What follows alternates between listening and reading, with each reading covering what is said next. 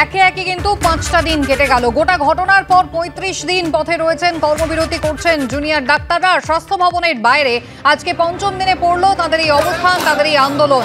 ঝাঁজ তো কমেইনি, উল্টে ঝাঁজ কিন্তু ক্রমাগত বাড়ছে। আর অন্যদিকে ফিয়ার্স লেন যেখানে রাত কাটালেন বামেরা, বাম কর্মী সমর্থকরা, তারা কিন্তু ফিয়ার্স লেনে রাত কাটিয়েছেন। আজ সন্ধ্যে 6টা পর্যন্ত তাদের এই কর্মসূচি কিন্তু চলবে। সিপির পদত্যাগের দাবি, লালবাজার অভিযান বামেদের, এবং তাই নিয়ে কিন্তু আজ সন্ধ্যে পর্যন্ত তাদের এই কর্মসূচি।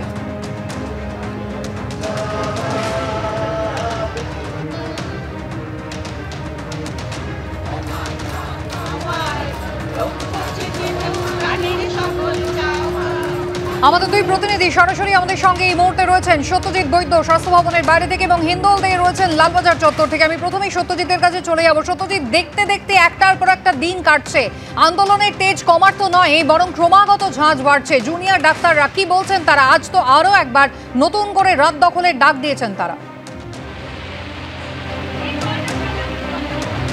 একেবারে একদিকে যেমন দিন বাড়ছে, তেমনি অন্যদিকে তুমি দেখো যে গতকাল থেকে যা পরিস্থিতি, যে প্রাকৃতিক দুর্যোগ, এবং এই মুহূর্তে যা দেখতে পাচ্ছি যে সামনের ছবিটা, তাতে কিন্তু ত্রিপল নিয়ে দাঁড়িয়ে আছেন আন্দোলনকারীরা।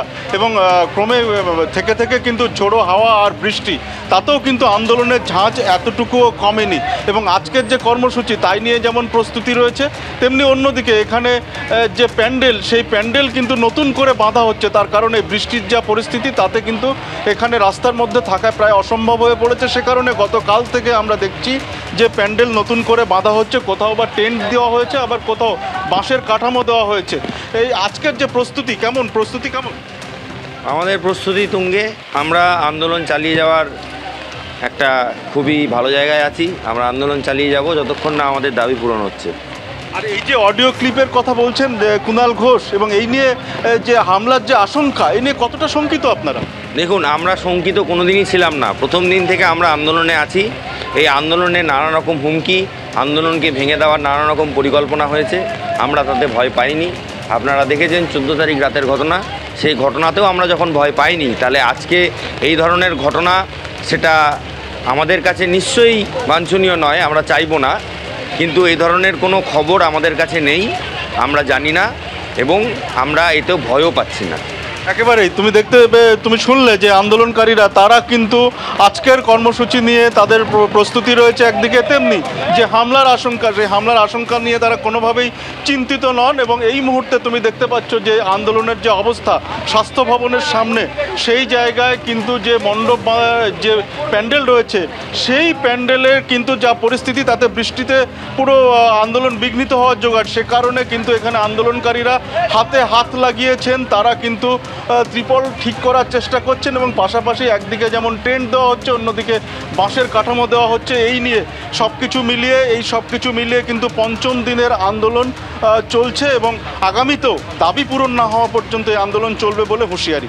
একেবারেই সত্যজিৎ, তুমি আমাদের সঙ্গে থাকো। আর ঠিক এই জায়গায় যেমনটা চিকিৎসক বললেন যে ভয় কিন্তু তারা মোটেই পাচ্ছেন না, কিন্তু গতকাল কুণাল ঘোষ একটি ভাইরাল অডিও ক্লিপ তিনি সামনে এনেছেন। যদিও সেই ক্লিপের সত্যতায় বিপি আনন্দ যাচাই করেননি। তিনি বলছেন হামলা হতে পারে, জুনিয়র ডাক্তারদের এই ধর্নায় ষড়যন্ত্র করা হচ্ছে। যদিও ইতিমধ্যেই একজনকে গ্রেফতার করা হয়েছে, এবং সূত্র মারফত জানা যাচ্ছে তাকে জিজ্ঞাসাবাদ করে বাকিদেরও সন্ধান নাকি ইতিমধ্যেই পাওয়া গিয়েছে। দেখুন কি অভিযোগ কুণাল ঘোষ। বলছি এই যে নবান্ন মিটিং হয়নি, ঠিক আছে, যাতে ফেরত চলে আসছে। আপনার শাসক মাথা মেরেছে। কি বললো, কথাটা কিছু বুঝলে? হ্যাঁ, আমি বুঝে গেছি। বলছি পুরো দোষটা দিয়ে আরো বড় অশান্তি পাঠানো যাবে। কিন্তু কলকাতার কাউকে নয়, সব বাইরে। আচ্ছা, ঠিক আছে, দেখছি। ওরা তো এখনো ওখান থেকে প্রেস কনফারেন্স করছে, আমরা টিভি দেখছি কন্টিনিউ। কি করবো, মাথা ফাটানোটা ঠিক হবে? খানিকটা যদি কিছু করা যায়, খানিকটা হলেও ওই ব্যাপারটা থাকবে যে ওরাই এটা করাবে। দেখছি আরেকবার, দেখা হলো নকশার কাছে যাচ্ছি আমি। সাহেব অর্ডার করেছে। হ্যাঁ, চকলেট। হ্যাঁ, ওরাবার জন্য অর্ডার করে দে। বলছি আমি এত বছর এই কাজ করেছি, আমার কোনদিন ভয় ডর লাগছে, কিন্তু এখন এটা বিবেক করাটা ঠিক হবে? এটা তো লোকের জীবন বাঁচে। তোকে তো মানে ফাইট টু ফিনিশ করতে বলেনি, হ্যাঁ তোকে তো ফাইট টু ফিনিশ করতে বলেনি। আর তুমি বলছো ছেলেরা মদ খেয়ে যায়, ঠিক আছে, ঠিক আছে, যদি কোনো একটা বেখাত কিছু হয়ে যায় সেটাও তো চিন্তার বিষয় না। সেটা ওকে বল যে আমার এরকম মনে হচ্ছে, কি করবো। বাপ্পাদাকে পার্সোনালি জিজ্ঞাসা করেছিলাম, হ্যাঁ বাপ্পাদা বলছে জানোয়ার হয়ে যায়নি আপনি, হ্যাঁ ওই ওই ওই মতো করেই কর। আর এবার সরাসরি ফিয়ার্স লেনে আপনাদের নিয়ে যাব। হিন্দোলদের রয়েছেন আমাদের সঙ্গে। হিন্দোল, একেবারে শুরুর দিন থেকে বাম কর্মী সমর্থকরা তারা পথে রয়েছেন, মাঠে ঘাটে রয়েছেন, এবং এই ঘটনার সূত্রপাত একেবারে হয়েছিল সেই মীনাক্ষী মুখোপাধ্যায়ের এই গাড়ি আটকানো থেকেই আমরা জানি। কিন্তু তারপরও 14ই অগস্টের ঘটনায় আরজি করে ভাঙচুরে মুখ্যমন্ত্রী কিন্তু সেখানেও ডিওয়াইএফআই এর কথা বলেছিলেন, পতাকাও দেখা গিয়েছিল। আর এবারও কিন্তু সেই বাম ছাত্র যুব সংগঠন, এমনকি অতি বাম মনস্ক এই ষড়যন্ত্রের পিছনে থাকতে পারেন এমনটা আশঙ্কা প্রকাশ গতকাল অডিও ক্লিপ সামনে এনে করেছেন কুণাল ঘোষ।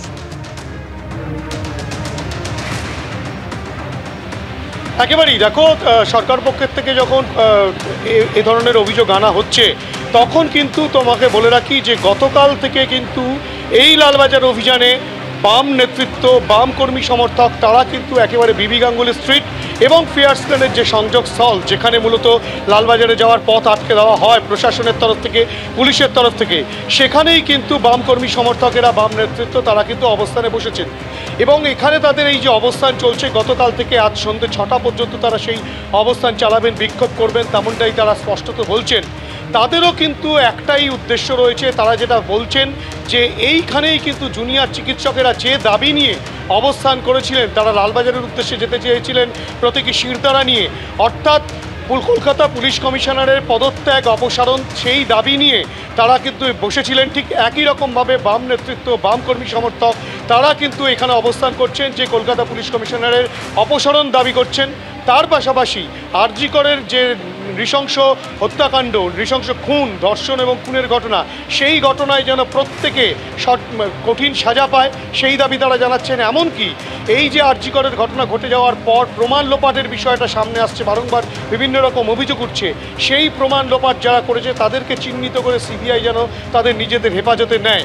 মূলত এই 3টে দাবি নিয়েই কিন্তু বামেরা তারা সেই অবস্থান চালাচ্ছেন। গতকাল থেকে এই অবস্থান চলছে লালবাজারের কাছে বিবি গাঙ্গুলি স্ট্রিট এবং ফিয়ার্স লেনের সংযোগস্থলে বিবি গাঙ্গুলি স্ট্রিটের ওপরে। এবং এক্ষেত্রে কিন্তু বামেরা যেটা বলছেন, তারা কিন্তু তাদের আন্দোলন নিয়ে তারা সন্ধ্যে 6টা পর্যন্ত করবেন এবং পরবর্তী ক্ষেত্রে নেতৃত্ব যা সিদ্ধান্ত নেবে সেই সিদ্ধান্ত অনুযায়ী কিন্তু তারা তাদের অবস্থান নেবেন। এবং তোমাকে বলে রাখি, এর আগেও বামেরা কিন্তু লালবাজার অভিযান করেছিলেন কয়েকদিন আগেই, সেক্ষেত্রে কিন্তু তাদেরকে বেন্টিং স্ট্রিটে আটকে দেওয়া হয়। সেদিনকেই তারা ঘোষণা করেছিলেন গতকাল থেকে আজ পর্যন্ত তারা আবার সেই লালবাজার অভিযান করবেন এবং সেই লালবাজারের কাছে তারা এখনো পর্যন্ত অবস্থান করছেন, সেই চিত্রই কিন্তু উঠে আসছে। হিন্দোল, ধন্যবাদ। সত্যজিৎ, তোমাকেও ধন্যবাদ। আমি এই জায়গায় একবার আলোচনায় আসবো, রাহুলদার কাছে প্রথমেই আসবো। রাহুলদা, একটা প্রশ্ন, যেমন ইতিমধ্যেই জুনিয়র ডাক্তাররা বলে দিলেন যে আশঙ্কা শাসক দল করছে সেই ভয় কিন্তু তারা আদৌ ভীত নন, কিন্তু কোথাও একটা বারবারই সেই সন্দেশখালির ঘটনাটা মনে পড়ে যাচ্ছে। সন্দেশখালি, যেখানে একটা সময়ের পরে রীতিমতো কোণঠাসা হতে হয়েছিল শাসক দলকে। শেখ শাহজাহানকে পুলিশ খুঁজে পাচ্ছিল না, জমির বারবার রাজ্যের মন্ত্রীরা তারা যাচ্ছিলেন, এমনকি জমি ফেরত দেবেন সেই প্রতিশ্রুতিও তারা দিচ্ছিলেন। এহেন অবস্থায় সেই গঙ্গাধর কয়ালের সেই ভিডিও প্রকাশ্যে নিয়ে আসে শাসক দল এবং তারপরে দেখা যায় অভিযোগটাও তারা করে বিরোধীদের দিকে, তারা নাকি টাকা খাইয়ে গোটাটাকে ম্যানিপুলেট করার চেষ্টা করছিল। কোথাও এই ঘটনার ক্ষেত্রেও বিরোধীরা, গোটা রাজ্যের মানুষ অভিযোগ করছেন সরকারের আরো বেশি নমনীয় হওয়া উচিত, আন্তরিক হওয়া উচিত। সরকার এই মুহূর্তে কোথাও কোণঠাসা এবং সেই কারণেই আরো একটা অডিও ক্লিপ। গঙ্গাধর কয়ালের কথা তুমি বললে কুসুমিতা, তুই গঙ্গাধর কয়ালকে এটা প্রমাণ হয়েছিল যে তৃণমূলের লোক, তিনি তো বিজেপির লোক ছিলেন, বিজেপির দায়িত্বপ্রাপ্ত নেতা ছিলেন। সুতরাং ক্লিপ বা অডিও নিয়ে কোনো সংশয় যেখানে তখনও ছিল না, এখনও নেই। আজকে দাঁড়িয়ে সেটা বিজেপি বলতে পারবে সুশীলদা, আজকে দাঁড়িয়ে এই যে সন্দেহটা করা হয়েছে বা যেটা প্রকাশ্যে আনা হচ্ছে, ডাক্তারদের আন্দোলনের প্রতি আমাদের সম্পূর্ণ সমর্থন নিয়ে আমরা বলছি। যদি কোনো অপ্রীতিকর ঘটনা ঘটে কুসুমিতা, সেখানে দায়টা কে নেবে? আজকে যে পারসেপশন বা যে পার্সপেক্টিভ দিকে দেখা হচ্ছে ব্যাপারটা, সেখানে যদি কোথাও কোনো অপ্রীতিকর ঘটনা ঘটে থাকে তাহলে তার দায় তো রাজ্য সরকারের উপর পড়বে।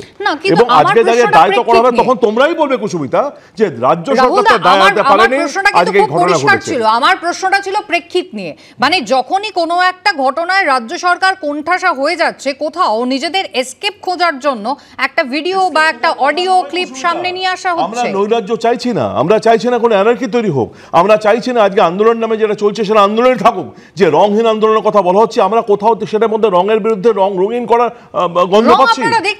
আমরা রং দেখতে হবে তো, আজকে রং না দেখলে আজকে যেগুলো দেখা যাচ্ছে যে কখনো কেউ সামনের কোনো পার্টি অফিসে বসে আছে বা কখনো যাদের পরিচিত মুখগুলো দেখা যাচ্ছে তারা কিন্তু রংহীন নয়। এবং আমি সমর্থন নিয়ে বলছি এটা মিসগাইডেড যেন না হয় এবং আলটিমেটলি নৈরাজ্য না তৈরি হয়। ডক্টর শারমিক মিদ্দাও কিন্তু এই জুনিয়র ডাক্তারদের প্রোটেস্টারদের মধ্যে একজন।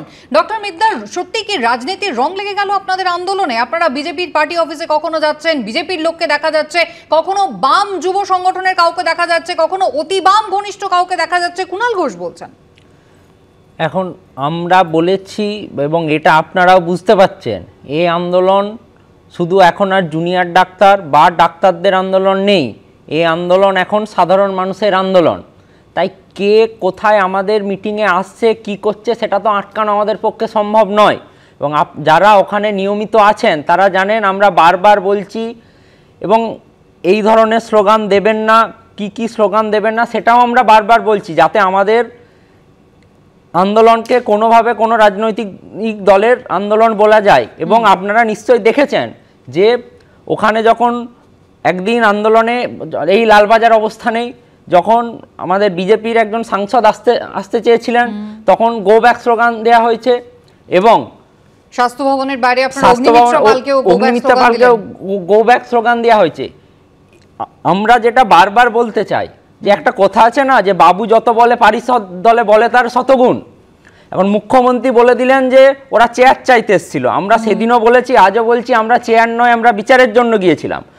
ওই বাবুর বলার পর তার পারিষদরা এরপর বলতে শুরু করেছে আমরা ক্ষমতা দখলের জন্য এসেছি। আমরা সেদিনও বলছি, আজও বলছি, আজ আমাদের বিচার না পাওয়ার 36 দিন, স্বাস্থ্য ভবনের সামনে অবস্থান করার 5ম দিন, এবং আজকে যে 14ই আগস্ট গোটা রাজ্য জুড়ে মেয়েদের রাত দখলের ডাক দেওয়া হয়েছিল, তারপর সেদিন আমরা কি দেখলাম যে একটা মাস ঢুকে গেল আরজিকরের মধ্যে, এবং সেখানে গিয়ে যে পুলিশের আমাদের নিরাপত্তা দেওয়ার কথা এবং তারা ভাঙচুর চালালো, যা খুশি করলো, পুলিশ নিখোঁজ।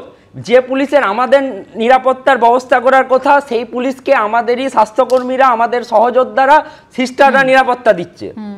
আজ তার 1 মাস পূরণ হতে চলেছে। একদম তাই আমরা বলছি যে এই যে আমরা এখনো বলছি আমাদের কোনো ক্ষমতা নয়, আমাদের চাই একমাত্র বিচার।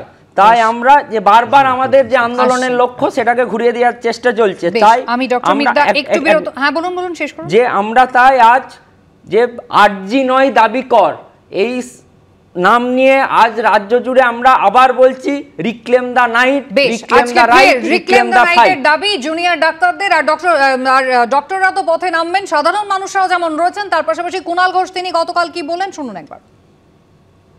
পুলিশ নিশ্চয়ই এর যথাযথ তদন্ত শুরু করে দিয়েছে, এবং আমাদের অনুরোধ থাকবে এই গোটা জায়গাটায় কোনো বহিরাগত কোনোভাবে যেন ওখানে না ঢুকতে পারে। বহিরাগতদের হাত থেকে, বহিরাগতদের দিয়ে, বহিরাগতদের প্রবেশ গোটা এলাকাটায় বন্ধ করে দেওয়া হোক। কারণ জুনিয়র ডক্টরদের উপর আক্রমণ করে তৃণমূল কংগ্রেসকে কিভাবে, এই সরকারকে আরও অস্বস্তিতে ফেলা যায়, মেলাইন করা যায়, কুৎসা করা যায়, তার একটা ভয়ঙ্কর চক্রান্ত। এখানে বামেদের একটি সংগঠন আর অতি বামের একটি সংগঠন, তাদের মধ্যে কথা চলছে, তাদের মধ্যে থেকেই বেরিয়ে আসছে। কখনো জুনিয়র ডাক্তারদের একাংশকে দেখা যাচ্ছে বিজেপি অফিসের মধ্যে বসে আছেন, কখনো বিজেপির লোকদের দেখা যাচ্ছে তাদের ওখানে গিয়ে খাবার দাবার ইত্যাদি বিলি করছেন।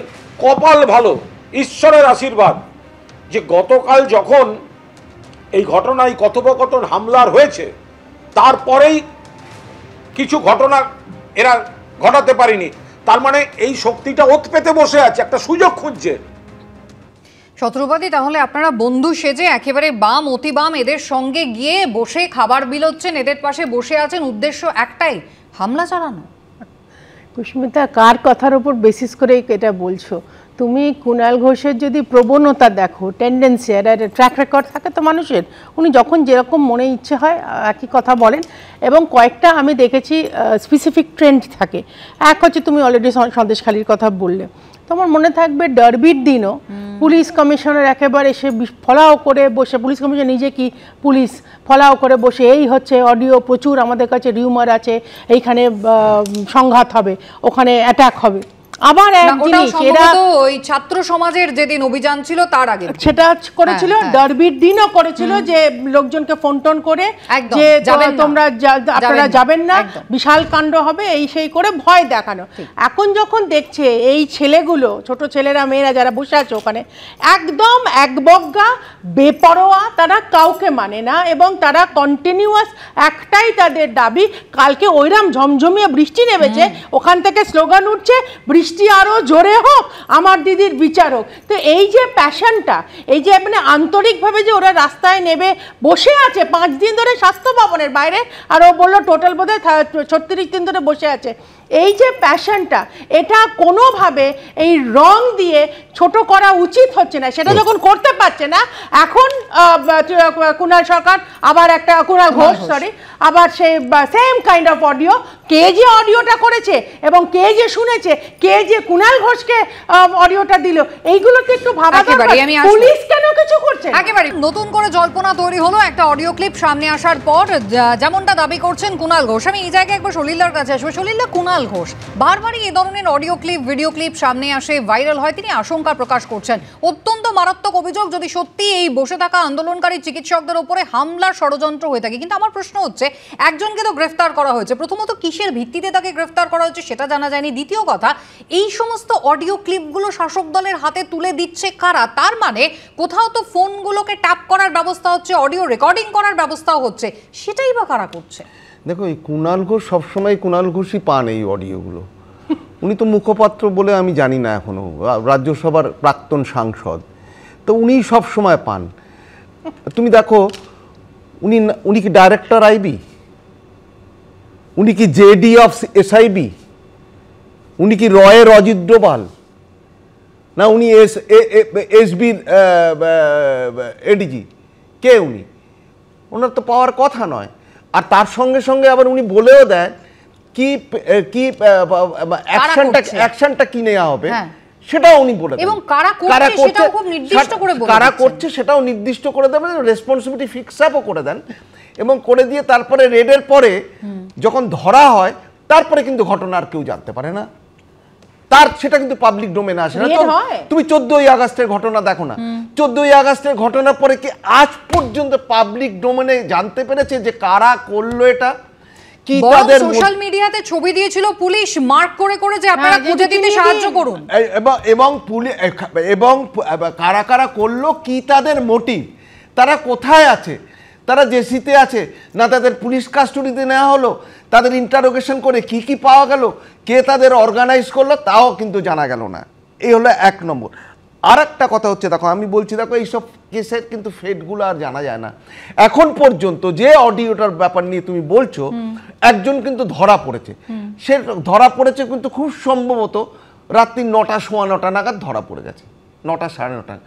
এখন পর্যন্ত প্রায় 12-14 ঘন্টা হয়ে গেল, এখনো কিন্তু পাবলিক ডোমেনে কেউ জানতে পারলো না তার কি প্রসিডিংসটা কি আছে, তার স্টেটমেন্ট কি আছে, কারা কারা করলো।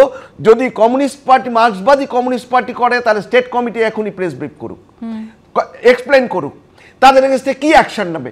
ফলোয়িং রেটস কি হচ্ছে আমরা জানতে পারি না। ইবি, ইডি, সিবিআই, র, এনআই এর প্রতিটি মুভমেন্ট আমরা জানতে পারি, সবসময় জানতে পারি। পুলিশ কোনো জায়গায় রেড করলে সেই ইনফরমেশনগুলো আমাদের, কিন্তু কতগুলো পিসমিল কতগুলো ইনসিডেন্টস আছে, যেমন ফ্যাক্ট অ্যান্ড সার্কামস্ট্যান্সেস আছে, যেগুলো কিন্তু চিরকাল অধরা থেকে থাকে।